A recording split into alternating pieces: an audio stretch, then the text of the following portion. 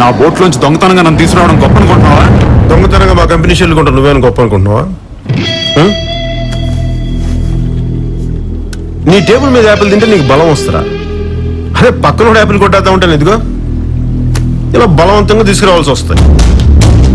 అరే నేను ఒకటి అడగనా, మా కంపెనీ కూడా నీకేం వస్తారా? నాకు ఆనందం వస్తుంది.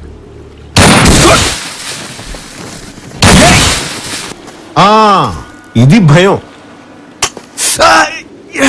ఇది బాధ. మరి ఆనందం ఎలా ఉంటుందిరా? వెతుకు. డబ్బులో ఉంటుందా, అమ్మాయిలు తిరిగే క్లబ్లో ఉంటుందా, లేదంటే వాళ్ళ ఒంటి మీద జారే సబ్బులో ఉంటుందా? అది దొరికేంత వరకు మా వైపు కన్నెత్తి చూడకు.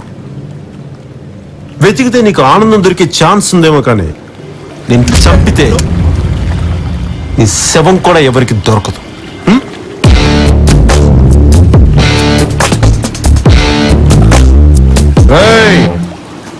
సింహం పడుకుంది కదా అని చెప్పి జూలతో జడాయకూడదురా. అలాగే పులి పలకరించింది కదా అని పక్కన నిలబడి ఫోటో దించుకోకూడదు రోయ్.